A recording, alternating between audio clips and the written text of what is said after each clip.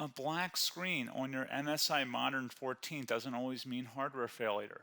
We will work through Windows recovery, startup repair, system file restoration, and troubleshooting steps to restore normal boot. A lot of errors pertain to this problem, and we're going to go ahead and jump into what should hopefully be a pretty straightforward process, guys. And we're going to go ahead and jump right into it. First thing I'd recommend doing would be to actually go ahead and boot to the troubleshooting utility on Windows 11. So if you do a hard power off 3 times in a row, Windows should automatically attempt to launch the startup repair utility. And if it doesn't find anything, it will give you the option to select advanced settings, in which case it will take you to a screen that looks like this. Now, if it does not take you to a screen that looks like this, or you're unable to get to that, you can also download the Windows 10 Media Creation Utility, or Windows 11. They probably will make a creation utility for Windows 11 at some point.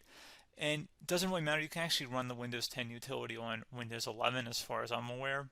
And you should be able to run the troubleshooting utilities built in within it. So you just would go ahead and download it to an ISO file and then burn it to a DVD or USB. It'd have to be about 4 gigabytes or more. It couldn't be a small USB flash drive, and it couldn't be a CD. It'd have to be a DVD.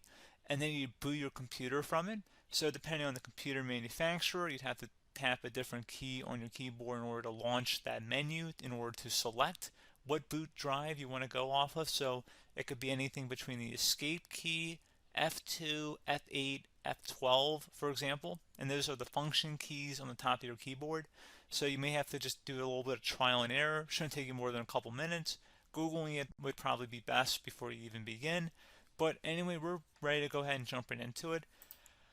So we're on the choose an option page. So these will look very similar whether you're booting from it directly within Windows itself, or if you're plugged in a USB flash drive with the media creation utility installed and you selected the recovery option. So when you are setting up your Windows 11 installation or Windows 10, depending on the drive you're using, there should be an option to repair your computer in the bottom left corner of the dialog window, one of the first screens that comes up. You go ahead and select that, and then it would take you to a troubleshooting screen like you see here. And you want to go ahead and select troubleshoot, reset your PC, or see advanced options. And then there are going to be a whole bunch of options in here that we're going to explore in today's video. The first one, we're going to actually go underneath advanced options and then select startup repair, fix problems that keep Windows from loading. So go ahead and select that first.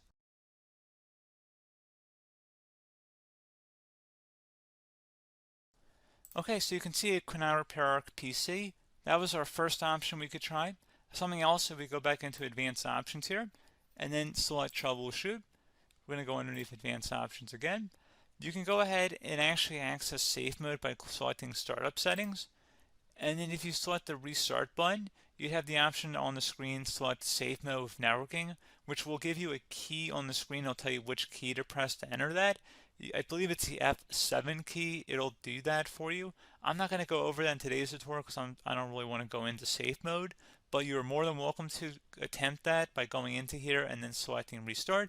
Again, it'll launch another screen. It'll say what key do you want to press, and it'll give you like 7 or 8 different options, and you want to select safe mode with networking.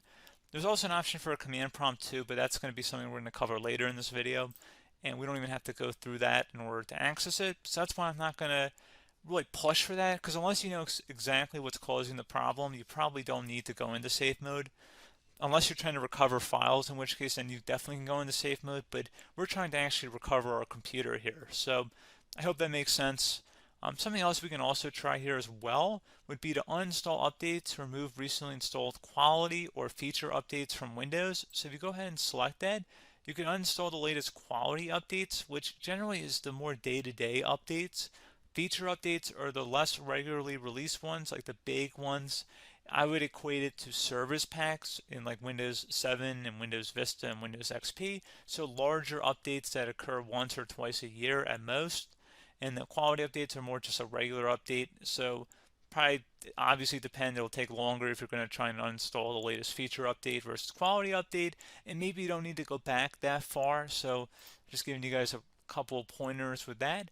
Something else you can also look at here, and we're going to jump into the command prompt in a little bit, but you can select System Restore, which will use a restore point recorded on your PC to restore Windows. And this is something I would highly recommend here, guys. So select Next.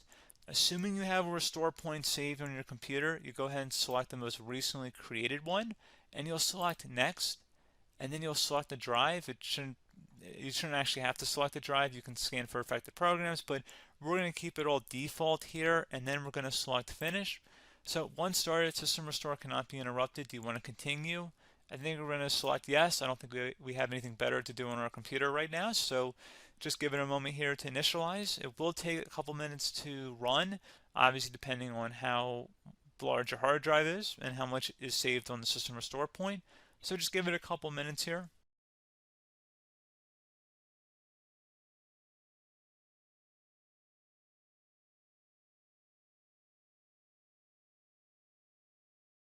System has been restored successfully.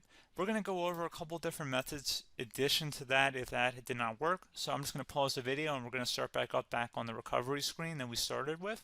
Okay, so a couple other things we can try here too. If you go back into troubleshoot, you can select reset your PC, let you choose to keep or remove your personal files and then reinstalls Windows. You can select to keep my files, which will remove apps and settings but keeps your personal files. You can also select remove everything, which will remove all of your personal files, apps, and settings. So this is more of a factory reset, the second option here. First option, it should not delete all of your personal files. However, it will pretty much clear most of your programs, and keep in mind, there's no guarantee that your information, number one, is even still available and easily recoverable on your computer to the point that you actually would be able to recover anything. And the second point is that there's always a chance that it won't actually recover and it will just do a factory reset anyway.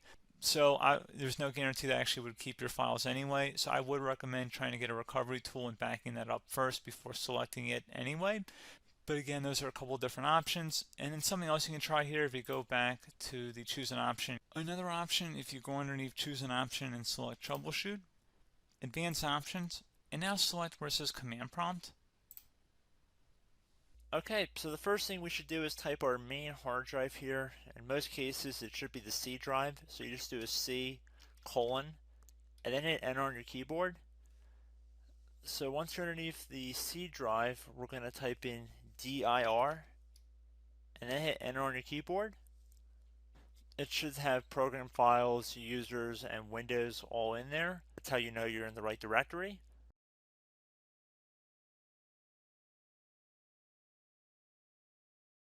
In some cases, it might be the D drive as well, so just keep that in mind.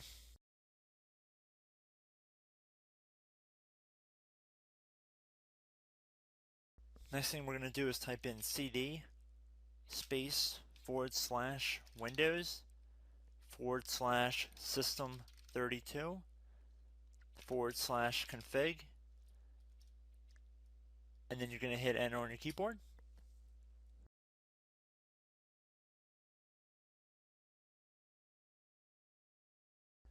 So now you're going to type md space backup. If you've seen other tutorials, it might also say to put down md backup.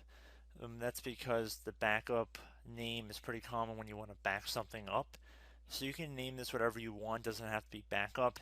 So if you've already made a backup folder in the past, you could do backup 1, for example. So once you're done setting the name you want the backup to be called, hit enter on your keyboard again.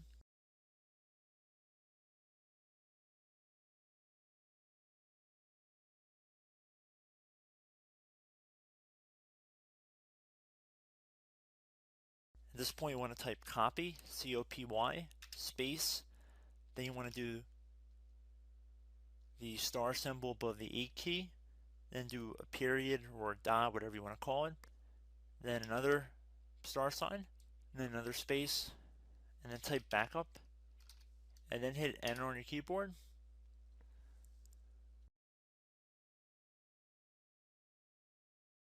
Now you want to type cd reg back, REG BACK, and then hit enter on your keyboard. So now that we are under the reg back, so now you want to type dir again, and then hit enter.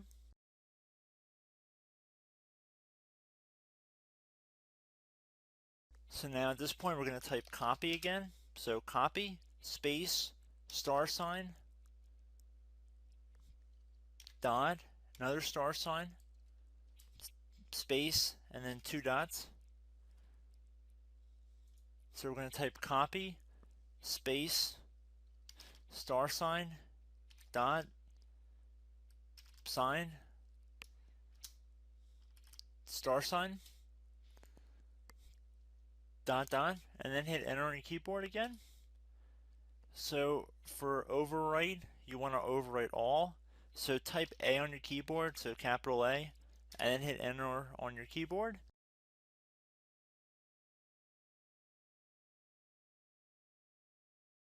So at this point, you should be good to go. You can close out of the command prompt window, and if you accidentally continue to Windows 10, you should be all set.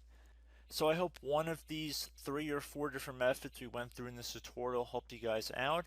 Again, I'm not sure if you guys heard me earlier, but try to go back into your safe mode if possible and uninstall any programs you know might be conflicting with the Windows startup if you can get into safe mode.